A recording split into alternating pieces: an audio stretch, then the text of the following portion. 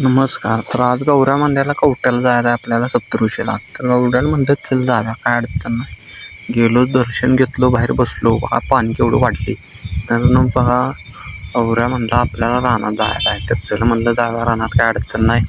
रानात बी चाललो न तसंच रानात चाललो. हे बघा तर आपण आलो कवटीपिरांमध्ये.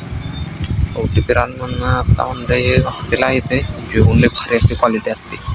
कधी गौऱ्या काय नाही म्हणलं, गौऱ्या लागला रडायला. तर म्हणलं राहू दे, चल बाबा जाव्या रानात. हे बघा आलो तेवढ्यात रानात आलो.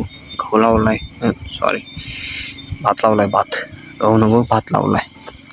त्यानं लावला गाडी. आपण भात तर बघा म्हणलं, बघा भात एक नंबर आलाय. भात कसा आहे, एक नंबर आहे की नाही, विषयाळू जोरात आलाय भात लावला. हे बघा इथं आता कारखाना व्हायला लागलाय, नवीन गुळ. इथं गुळ तयार होणार आहे. आता कारखान्याचं काम चालू आहे. म्हणजे इथं मग तो गोटा पण करायचं काम चालू आहे. काम होणार आहे तिथं चालू. काही विषय गौऱ्यानं तर चलाय पैलवान आहे हो, उचलायला लागते, असली कामं करायला लागतात. एवढं बी भात आपलं भात बघा लावली. भात बी आलाय, खट्ट जोरात दिसायला लागलाय. काय ते पिवळा पडलाय म्हणून गौऱ्या म्हणला जरा औषध फवारायला पाहिजे, काय तर करायला पाहिजे. काय पाणी बिनी काय कमी पडले भात. एवढं म्हणला चला जाव्या. बरं म्हणतो बाबा चल जाव्या. डोक्यावरून शर्ट मागवलाय खास पैलवानच्या मापाचे कपडे दिसतात. आम्ही चाललो बुलेटच्या फायरिंग बघा. आता म्हणलं जाव्या घरला.